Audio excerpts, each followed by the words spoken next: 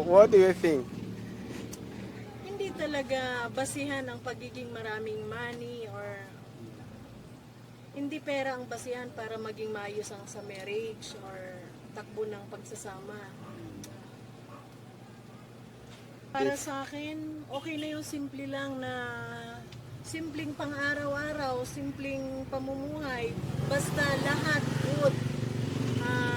Lahat walang fighting, walang problema. No problem. Kumbaga, maayos ang samahan.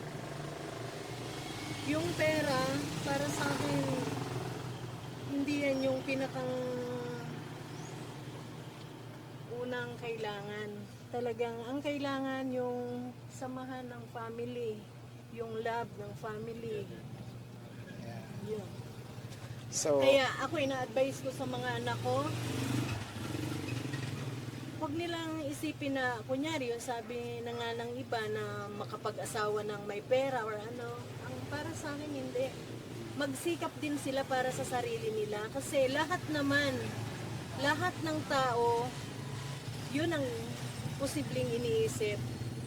Huwag manginabang ng galing sa iba. Kumbaga, provide din sa sarili. Kasi, okay, so, what, kawawa naman kung ganun lang yung kaisipan ng bawat miyembro ng pamilya. Para kang nag-i-insist lang na makuha mo yung galing sa iba. Huwag naman.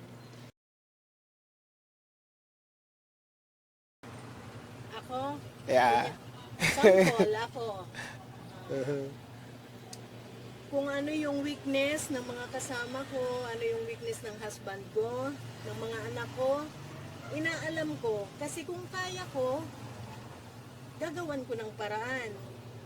Para at least, kumbaga, manumbalik kung ano man yung kahinaan nila, yun na lang. I-absorb ko na lang, ako na lang, kung kaya kong For example, some of the men or young men, they used to run after the beauty. Like, oh, she's beautiful. That's the one I want. I need this one. I don't need the other one. dyan You sa know? bagay na yan, on that thing, I am napakaswerte ko kasi yung husband ko, hindi siya ganun. Yeah. Hindi ganun yung husband ko. Pero kung sakali lang na dumating yung time na ganun, siguro, masaktan man ako pero lilipas lang siguro yung time na yon. Basta ang alam ko, ako yung asawa. Okay. Alam ko yung position ko. So, ako pa rin posible yung uuwian dahil ako yung legal wife. Oh, diba? Because the beauty doesn't build the family. Wala. Yeah. Yung beauty, ano lang yan. Ang importante, kung ano man yung naging pundasyon na naging samahan namin, ano man yung pagkakakilala niya sa akin, kumbaga, tumanim na sa isipan niya kung ano ang kaya kong mai-contribute sa kanya. Kasi yung mga beauty na yan, no? Panira lang yan ng family. Ba? Yeah. Panira lang yan ng pamilya. Kaya sa mga kuya dyan, huwag nyo nang isipin yan. Ang isipin nyo na lang kung paano nyo na lang mabigyan ng maayos na atensyon yung sariling pamilya. Huwag na yung mga beauty. Lipas na yan. Lilipas din yan. Yeah. Because they actually say beauty fades. Yes. Yeah, sometime Ang tomorrow. totoo pa niyan, kuya, nakuha na nila yung totoong beauty kasi nga pinakasalan na nila yung mga wife nila. They got married na. Yun. Yun yung totoong beauty sa kanila. Eh, mga tukso-tukso na yan, huwag nang patulan yan kasi hindi tayo makakamove on. Lalo lang tayo mababaon sa krisis. Grabe. That's Unang-una, isipin na lang nila kung anong magiging kalalabasan na kasiraan, yun ang mapupunta sa mga anak, sa mga kids. Kawawa naman, wag na. yeah. Kasi yung mga taong ganon, iniisip lang nila, sarili lang nila. They are very selfish. Yeah, exactly. And Wag naman, kasi yeah, kawawa naman yung mga bata. what's the advice to the people who cheat to their husband or wives? Oh, Yeah. yung mga nag-cheat dyan, wag nyo nang gawin kasi wala namang ibang nagiging pinakang ano niyan eh, yung talaga aftermath, syempre, ang kababagsakan, kawawa yung sariling pamilya. Maliban doon, yung naging karelasyon man o iba pang nadamay, isa pa sa nadagdag na nasira din. Kaya, huwag na. Hindi maganda ang mga gawain na ganon kasi laging negatibo lang ang napupuntahan.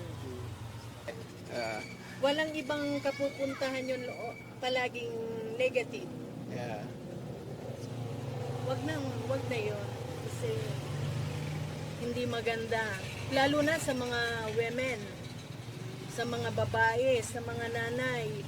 Kung nanay na kayo, wag nyo nang isipin yan. Kasi syempre, walang ibang babagsakan na matatapunan ng mga ginawa nyo, yung mga anak nyo rin. Darating yung time, patanda tayo, paano kung matanda na tayo, nakikita natin yung mga anak natin, yun din ang gagawin. Doon mo lang marirealize na mali. Ngayon pa lang, isipin na natin na laging mali ang gagawin na yon. Kawawa naman yung mga asawa nyo. Dapat wag nyong gawin yun sa kanila, sa aming mga babae. Kasi, syempre, kaya nga tinawag ka ng husband and wife. So, kayo na lang yung magkaroon ng pagtutulungan. Wag na kayong magano pa ng iba kasi hindi na maibabalik hindi na maibabalik sa dati. Kumbaga, asawa mo na yan, andyan na yan. Provide mo na lang kung ano yung kailangan ng wife, para yung wife naman nasusuklian at makikita yung ginagawa mo. Syempre, para sa akin imposible naman na hindi ka asikasuhin or ano, dahil yun lang naman ang ano ng mag-asawa kailangan tulungan. Kaya yung mga husband, mga kuya, alagaan nyo na lang po yung mga asawa nyo, intindihin nyo, at saka yung mga wife naman, alagaan nyo yung asawa nyo para hindi na sila titingin or kaya mag-provide na lang ng kailangan. Hindi na sila magdadalawang isip na naghahanap buhay. Kumbaga, ito para sa pamilya ko to. Kailangan may uwi ko na lang to sa mag-iina ko. Ano?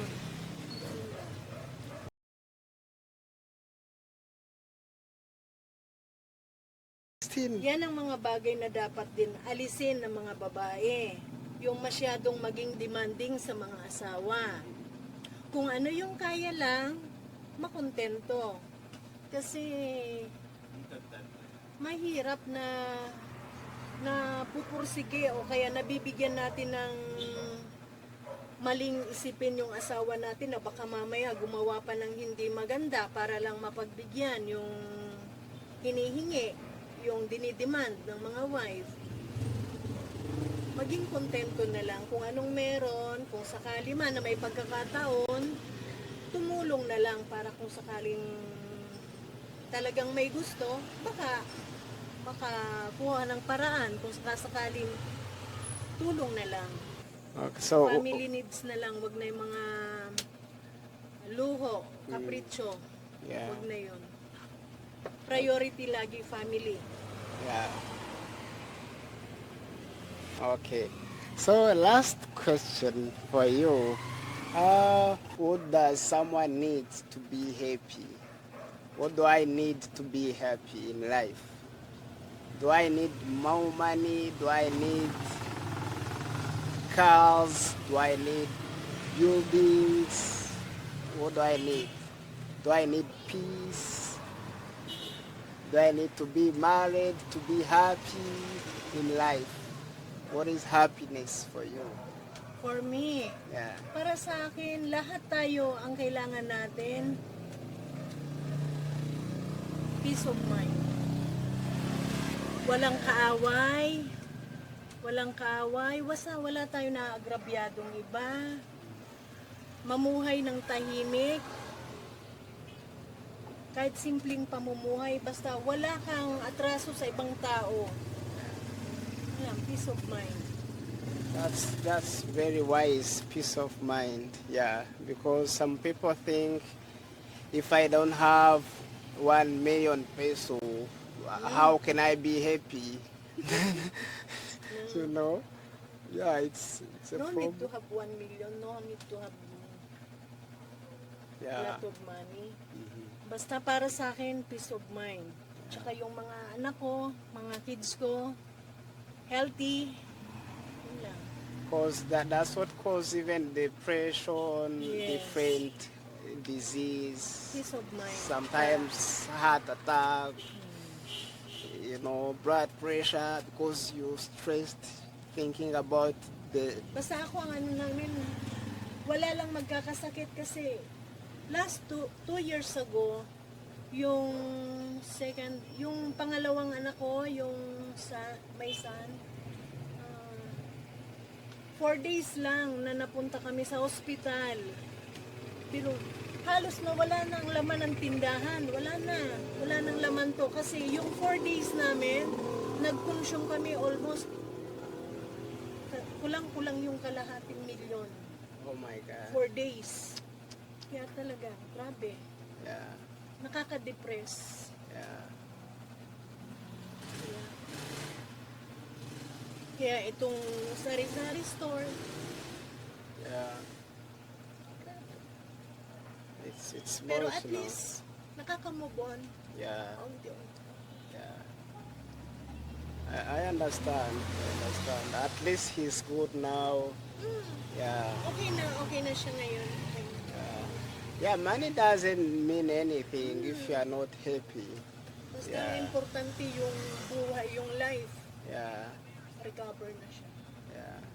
I understand. Really thank you very much, Tay, for your message, for your time, yeah, for receiving us. It's really touching. It's the message to the society. I'm sure the viewers, those who will view our video, will like your advice, your message to the community, you know.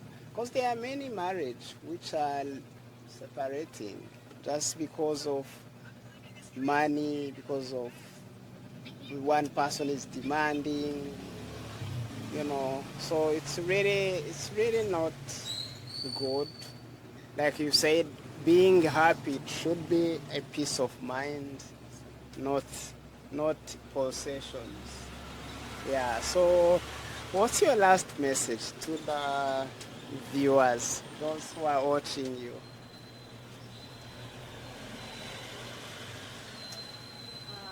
Anything, your message, let's say, to the Yeah. married people, to the young people, you know. Lahat naman ng ano natin, ang atin lang naman kahit naghihirap tayo, kahit anong pinagdadaanan nating mga problema, tatagan na lang natin kasi talagang number 1, yun ang una nating kailangan, maging matatag. Siyempre, number 1, yung lagi na lang tayo makaalala sa Lord. Number 1, humihingi tayo ng tulong sa Kanya, pero kailangan nating kumilos. Tayo rin yung gagawa ng paraan para makasurvive. Basta sa mga ano ko, sa may mga pamilya na, mga ate, kuya, yung mga husband dyan, priority nyo na lang na kay kuya. Thank you. Hindi natin kailangan mag-demand ng kung ano-anong hindi naman priority. So, ang akin lang, basta yung number 1 na needs ng family yun, bilang nanay, wala akong ibang iniisip. Basta may time na magtrabaho. Trabaho ako kasi alam ko kailangan ako ng mga anak ko dahil gusto ko silang makapagtapos sa mga pag-aaral nila. Yun lang ang inaano ko. Yun lang kasi kahit ang hirap dito sa Metro Manila, ang mahal ng mga rental. Pero kailangan lang talaga ng sakripisyo. Yung mga magulang na sobrang nagsasakripisyo para sa mga anak, yun, salute sa kanila. Yun lang po. Thank you po. Sa Thank mga you very magulang much, na Ate. Thank you.